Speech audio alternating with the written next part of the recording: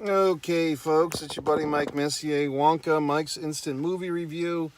Yes, it's dark and scary in the car as I'm doing the review because it is instant, okay, and it is Mike. So, first off, should you see this movie? Should you not? I think you should. Now, if you have not seen the original Charlie and the Chocolate Factory, right? If you haven't seen that one, I think you should probably see that one.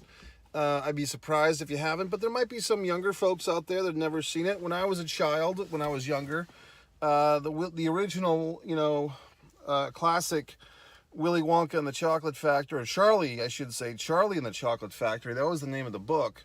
I always get this shit confused because the book was titled Charlie and the Chocolate Factory. The first movie I do think was still the Gene Wilder one from, I believe, the mid 70s or the early 1970s. That was titled Charlie and the Chocolate Factory. And then they fucked the whole thing up when they made the Johnny Depp version. I'll get to that in a minute.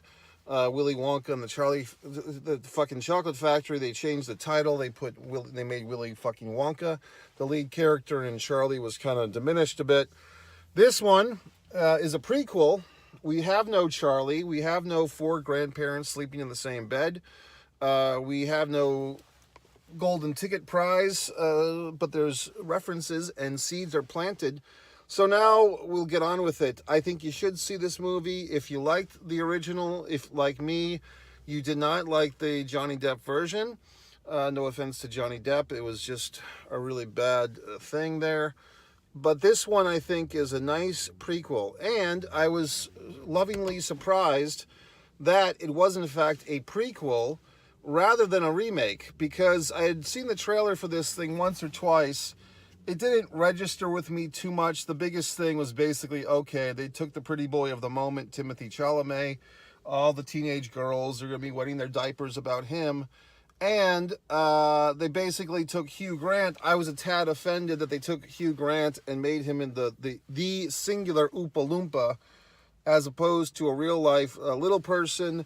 Having listened to my buddy there, Dylan Hornswoggle, and his complaints about the whole Snow White incident and the 7 non-dwarfs incident, I can tell you that I'm kind of vested in this. We can no longer cast people that are size appropriate for roles, I guess, because it's offensive. So it's offensive if you cast people, and I guess it's offensive if you don't. Now, I hate to bring this up, but I will, just because in my lifetime I've seen changes, folks, like Rocky after fighting the fucking Russian in Rocky 4.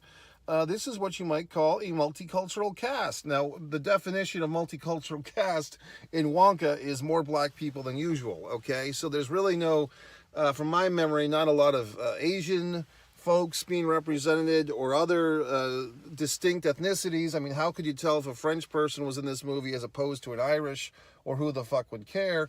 But there are more people of color in this movie, which is great and fine.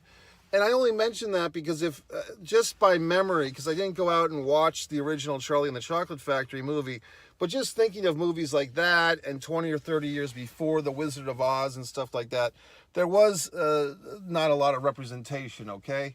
So we've evolved a bit.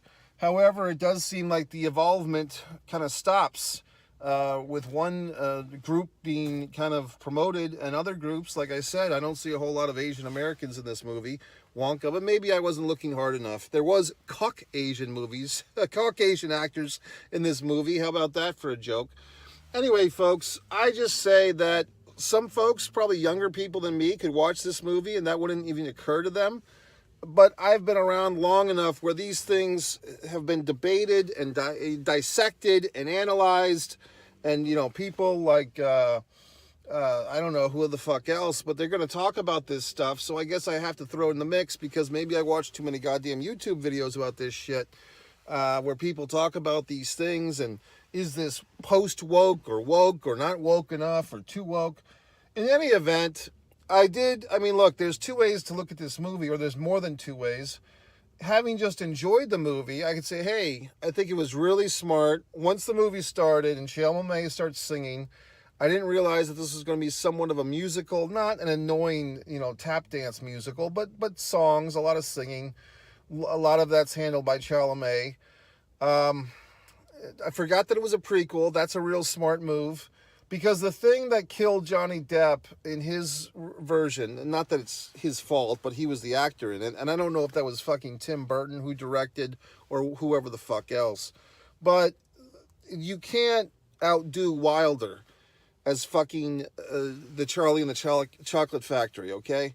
So when Johnny Depp came along, and I remember watching that movie and thinking, is he doing a Michael Jackson impersonation? Like, the costume and just the disposition and everything, it felt like this weird, somewhat creepy or in very fucking creepy tribute or homage to the personae that we had learned about like in the 1990s of Michael Jackson, what we thought the Neverland Ranch was like. And it was creepy, it was uncomfortable, it wasn't entertaining in my opinion. I think you'd have to be a real Johnny Depp finger-banging apologist to enjoy that Johnny Depp version of the film, which I've only seen once, or the version of the story.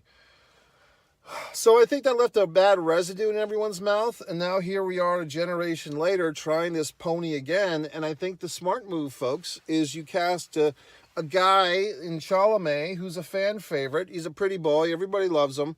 You know what I mean? And basically, he's not doing the same material that Gene Wilder did so successfully. He's doing new material, and he's playing the character at a younger age. I mean, if we say that Gene Wilder's character was just, say, arbitrarily 45, and we say that the character in this one, in Wonka, is, let's just say, 30, then it's a lot more believable, because he kind of comes into this new town, he's wide-eyed, he's naive, he's trusting of all these weirdos. And we can see that through these adventures that he experiences in Wonka, if we do a, cut to Charlie and the Chocolate Factory, say 15 years later, it makes sense. Because the high cost of doing business with against the chocolate cartel and all these things would have jaded our guy, Willy Wonka. And that's when you would have the eccentric, neurotic, but still good-hearted Gene Wilder version. Eccentric. So I feel like Chalamet, kind of holding his cards to his chest, whoever directed this thing, if they put the thought into it like I think they did, because obviously the movie's here, I'm not creating this stuff, they did, then I think they did a nice job, because they show the character, they scale it back, rather than like Johnny fucking Depp, and if it was Tim Burton directing, oh, we have to make it edgier, or oh, we have to make it creepier, or oh, we have to make it weirder. And instead of doing all that goddamned horse shit, they made a prequel, and it's like, well, here's Willie before he's all fucked up and eccentric. Like, here's him kind of nice and a pretty boy and missing his dead mother, which is always a crowd favorite thing. Just throw a dead mother in the movie and you get instant sympathy. It's like a save the cat. Kill the mom. Save the cat. Blake Snyder, rest in peace. So we move forth. If you didn't catch all that goddamn illusions, it's a book, Save the Cat by Blake Snyder. It's about screenwriting. And if you have a character in a movie that's like a central character and he or she is not particularly likable, what you have them do is you have them save a cat from a tree early in the movie. Or there's a Clint Eastwood movie where he saves like a baby calf from drowning. Or you just have the character do some type of nice thing for an animal or a child or whatever the fuck, okay? So in this one, to make Wonka palatable, you have him mourning his dead mother for the whole fucking movie. Now, the dark side of me, and I mean, there's some elements in this movie here, folks, that are kind of like, this is where this, is it woke? Is it just storytelling? I don't know any fucking more. It kind of feels like a white slavery or a fucking just slavery in general. These creepy hotel people have you sign your life away, which was some type of commentary on but they're like enlisting human slaves. Then you have a fucking police beating scene where, like, Willy Wonka is standing in for George Floyd. All of a sudden, he's getting drowned in a public fucking fountain. He's getting bonked on the head with a fucking barrette or a fucking nightstick or whatever the fuck.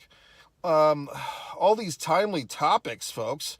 And if I really wanted to get into the recesses of my own brain, I have to question, I mean, I'm trying to be a nice guy here, but is Willy Wonka kind of grooming this young girl Noodle? I mean, like, how old's Noodle supposed to be? That's his little friend in the movie. They don't have a kissing scene or anything. But I don't know. Maybe I'm just seeing things that aren't there, but I'm probably not. It does feel a little bit of like grooming activity. No offense, Willie.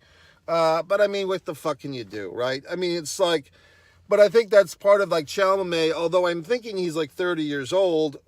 Maybe he's not. He looks like a teenager in a lot of ways. So I think his youthful look kind of makes he doesn't feel like an older friend or an uncle type to this Noodle.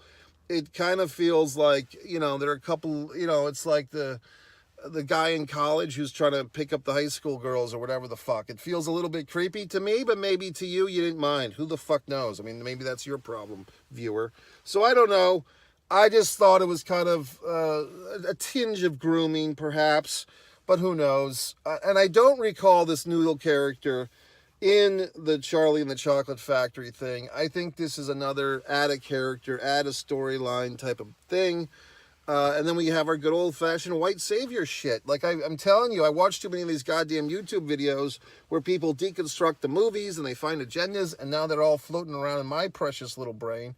So, of course, fucking Willy Wonka has to reunite the orphaned child with her mother who thought she was dead. Of course, we have to have that shoehorned into the movie.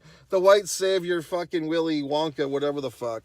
He's got to reunite families of color who've never met each other because he's Willy fucking Wonka. He makes chocolate and he's fucking Maury Povich at the same time. So whatever the fuck. But in any event, I liked the goddamn movie. Despite these things, I don't think this is gonna, I mean, it might be. I mean, people just like to argue now. I mean, the fucking Barbie came out last summer. People want to argue about that. Will they find some shit in this to argue about? I'm sure they will. But I enjoyed it. So for all the whatever the fucks aside, I enjoyed the movie. I thought it was good. Chalamet or Timothy, I mean, he's like the guy now. He's the actor that all the young girls are fucking getting the Teen Beat magazines, their Tiger Beat magazines, whatever the fuck they do now. They're all excited for this guy, which is fine. But I thought the movie was good. I'm trying to think, if I were to play, Monday morning casting director, no offense, but the actor who played the comedian, like there's the white slavery, I don't say why I say white slavery, it's black slavery too, but the human slaves that are captured into this hotel hell here. If you ever saw the movie Motel Hell, that's a good one. But these poor people, which I thought there might have been one or two too many of them, they didn't do much for me. But the guy that played the comedian, I thought that character could have been a lot more fun and eccentric. Like if you had a Louis fucking Anderson in that, I think Louis has passed on. I would be good in that fucking role. Okay. God, what if he had Farley in that fucking role? And I'm not the biggest Chris Farley fan, but if you had Chris Farley alive, it wouldn't be good if you had him now, because that would be kind of creepy, just like a fucking skeleton in the middle of a movie. But if you had a living, breathing Chris Farley transported in time into this movie as the comedian, or God forbid, for those of you that know John fucking Belushi, okay, why am I only casting dead people? I don't know. I think I could do that fucking role. Oh, Kevin Sweeney, did he die too? Is he still dead? Who is the You Go Now, the Chinese buffet comedian? I think that was Kevin Meaney. He would have been good. Like anybody, no offense, but the guy playing the comedian in this thing, he did not. I mean, look, he didn't have a lot of lines, and but I feel like if Robin fucking Williams would have been good. I just feel like a slip through the fingers. You know what I mean? Just there really could have been some fun moments with that character to lighten the mood. I think if anything, this movie, with all the fucking challenges that Willie and Noodle are all overcoming, and the fucking Hugh Grant Hoompa Loompa, the orange-faced man, I think it's like we could have used a little bit more humor, and I think that character of the comedian guy could have been better cast, better served, but they maybe didn't let him play around. Maybe he had to stick to the script or whatever the fuck. Anyway, folks, that's your buddy Mike Messier. Am I right? Am I wrong? Who's to know? Sing a song. Mike Messier, I give Wonka a big thumb in the ass up. Good job, Chalamet and everybody else. Your buddy Mike Messier.